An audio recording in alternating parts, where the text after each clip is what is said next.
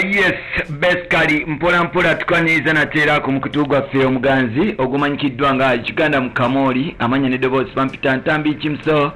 number 1 Boya Maxudi Junior wala kubanti otamba naffe wala kubanti osubscribinga bwe subscribinga atena watano kubanti osubscribinga ngamanti kikisero bento subscribinga mpola tugende mu maaso twabagamba blood waffe wonde tuleta palapase wabula twasala kubanti kuletera amawulire gosingo kubanti oyagala blood ne tambula fenna kugambye amanya ne Debosi Pampita Ntambi Kimso number 1 Boya Junior nakulale tukuletede Fille yakoye endongo Fille agamba nti MC Kat Ntambi endongo era njagala biwumula tujikreti MC Kat abadde husband wa Fille okumala ebbanga ddene nnyo era nga bano babadde ba mukwano ebiseera ebisinga obungi babadde beyagala okufa obufi babadde batabu nnyo nga bali mukwano obuulyawo gw'ekimemete bagenda mu maaso n'okuba nti obuulyawo bazaala omwana yes bagenda mu maaso n'okuba nti bazaala omwana bonna amanyikiddwa nga baby happy era nga endongo yagenda mu maaso n'okuba nti ekotokota wabula bafunamu obutakanya oluvannyuma lwa MC Kat okutandika okuba nti asuspectinga Fille okuba nti akozesa ebiragalalagala n'okuba nti akozesa oba okuba nti abasajja abambeera okumpi bamwebakako alumiyimiriza Fille okuba nti oboolyawo yagabanga ebisobooza bye olw'akasente n'okuba nti akozeseza ettamiro Fille yagenda mu maaso n'okufuna obutakanya ne basooka beesootingamu kaawo era nga mu 2016 2012 2013 2014 Fille yavaayo n'agamba abamawulire nga MC Kat be yamukwasa sirimu gana amawulire gasooka ne gafulumira mu Kampala Sun yes mu Kampala Sun bwe gavaawo gatandika okuba nti gatrendinga mu nsi yonna ne gabuna ebyalo era nga twagenda okulaba nga Fille agenda mu mawulire bamubuuza akalona akataano wa MC Kat oboolyawo weyamufunisa sirimu kino no bakiteeka ebbali bintu bitandika okuba nti byekyanga mpola Fille n'addamu n'abikonselinga ne MC Kat ne bagenda mu maaso era nga Fille yagenda mu maaso n'akola ekivulu ekyali wali ku Golded yes walinga ku Golf Coast Hotel yes Golf Coast Hotel ekivulu ekya successful mbeera eno concert Mutoni Fille ekivulu ekyo oboolyawo basonderako n'essimbi nga bagamba nti zakwanjula n'okuba nti bakola embaga batanefodeze tumanyi kikyatuukawo Fille yagenda ku piiki n'akola ennyimba ez'enjawulo Fille afallinga in part with MC Kat recently that was last year bwe yakubira akayimba Fall in Love akagamba nti abasajja mwena mufaanagana I don't know why wanono nga kibezo okuba nti MC Kat atandise okuba nti ava ku mulamwa nga kibezo okuba nti MC Kat atandise oba okulyawo okwegatta n'abantu ab'enjawulo oba olyawo nga abasanyusa mu buliri nga MC Kat omukwano gwe nga Fille tafunya mu mukwano gwa MC Kat bulungi mpola era nga bakyamaliriza nga yes Fille Mutoni akitadde mu kugenda mpola mu kuba nti akita Kat yatandika okuba nti ali traumatized era yamaliriza naye agudde eddalu agenze mu rehab however much ne Fille mu kuba nti bawukana ne Kat yadda ku biragalalagala oluvannyuma okuba nti ennongo yali tetambula nadda ku biragalalagala n'afuuwa enjaga n'anywa cocaine n'akozesa buli kimu kika ky'enjaga now MC Kat avayo n'alangira nga bali mulwadde wa sirimu that was December last year nga akomyewo London ku show gye balina ku Royal Regis Hotel okwali Grenade Apex Killer Fik Famaika ne Spice Diana London cyari kyatabu nnyo abantu banyumirwa abantu batali abali mu London banyumirwa nti MC Kat aba entertaining akogata n'abayimbi abava Uganda okuli Apex Dada okogata Grenade Official era twalabya ne scandal ya Grenade Official okogata ne mchala mkulu amanyikiddwa nga Magi yes nalongo Magi nalongo tubalaba Kat akomyewo alangiridde nti mulwadde wa sirimu kino ekintu kyakuba nnyo Fille wala nnyo abantu batandika okuba nti bawandikira Fille oboolyawo n'abasajja abayagalako Fille mu nkukutu batandika okuba nti beewaliikirira ne batandika okusindikira Fille obubaka omutiisa n'omumuvuma nga bamugamba nga bwali omutemo nga bwe yabatta nga bwe yabasiga sirimu ekigendererwe ng'amanyi nti bbaawe alina sirimu bamugamba nti Fille otambuza sirimu kuva ku baana bato n'abakadde kino tekyaleka Fille gwe wamu kino tekyaleka Fille kyekimu Fille yafuna ennaku ku mutima Fille yafuna obusungu ku mutima Fille yagwa eddalu naye ng'ate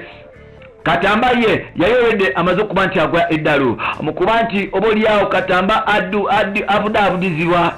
bamukwata ne bamutwala mu rehabilitation center e Butabika. Wano nno abali mu mission behind this mission okwaliko omusajja mukulu amanyikiddwa nga Douglas Mwanga nga bakola naye ku NBS After 5 ku gatane muganda wa MC Cuts amanyikiddwa nga MC Isaac nga naye akola ku NBS show bagita catch up NBS catch up. Yes ye muto wa MC Cuts omuta MC Isaac mpola blessed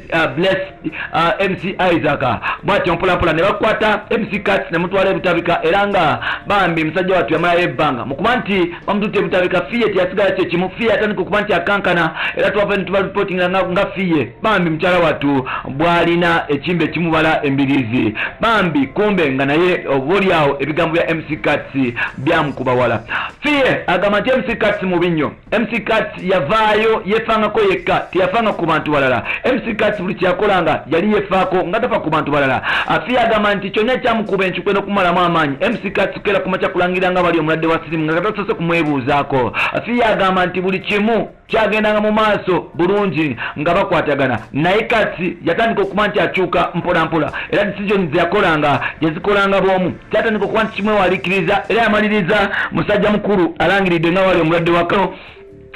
Fille agamba nti kino kyamuttisa nnyo because teyasooka kumanya how they are going to handle this thing in media. Kyamuyisa bubi kyamukubira ddala n'abantu okumuvuma n'abantu abavayo kugamba nga bassa abaana b'abandi baali bangi so nolwekyo oboolyawo zezimu ku nsitisa Fille mu rehab olw'ebyo ebintu mu kuvaayo yagamba nti tasobola kuddamu kubeera na MC Cuts era nga bayawukana bwa Luganda naye ng'ate yes ne mukuba nti Cuts naye abudabizibwa n'okuba nti addizibwawo bamukansolinga ne bamugamba nga oyagala okuwangaala ku nsi weesonyiwe Fille because Fille akutwalira nnyo ebirowoozo n'okuba nti oboolyawo omutima gwo gumwagala nnyo era ng'ogenda kufa naye ng'olumba olukusse si lulala lwa Fille. Cuts yatandika okuba nti yeebeezabeza n'okuba nti abudabudizibwa n'okuba nti obaafuna ku bakyala ab'enjawulo mukuba nti ayagala kurepressingawo Fille Mutoni bambi mukyala watu omusajja watu yamaliriza ayagadde muganda wa Fille yes gwe bayita Faith mukuba nti ayagala Faith yafuuka Faith awo ne batabukamu mpola era beerabisa. Cuts bamukwata Katambi nga amaze okuba nti awujjala n'okuba nti amaze okuba nti yebaka ne muganda wa Fille n'ateekayo Katambi ku social media. Kino kyakuba Fille wala nnyo era nga waliwo olutalo olwagenda mu maaso wakati wa muganda wa Fille amanyikiddwa nga Faith ne MC Cuts mpola nga otuvuddewo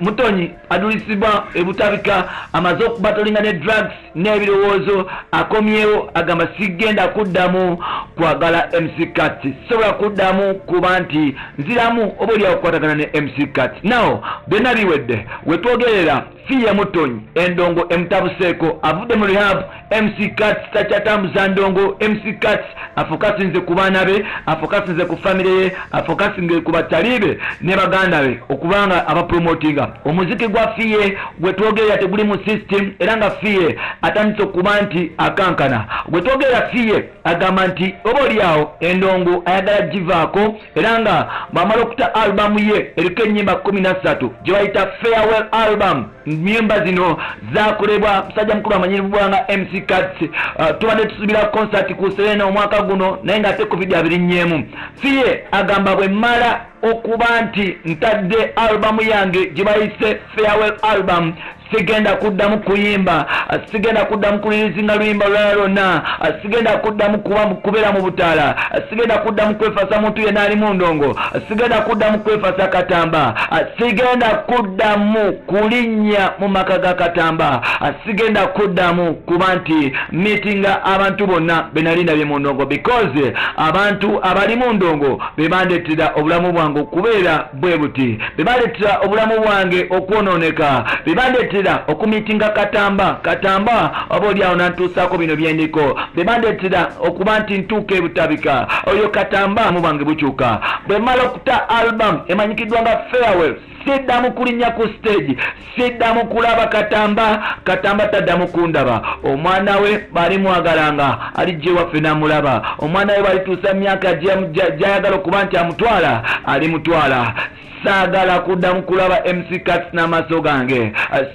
saagala kuddamu kumuwuliza, era siddamu kusaagala kuba nti oba oliawo nefasa omusajja okubanga bye yantuusaako nzaabimanyi. Bampita Ntambi Jimson Namalundi Kibweya Maxudi Junior, webala kuba nti otambula naffe, webala kuba nti osaatu twebinga, webala kuba nti otwagala, genda mu maaso okuba nti otufollowinga ku mikutu gyaffe egy'enjawulo, then tukutuuseeko ebintu nga bitambula mpola mpola. Bye bye for now.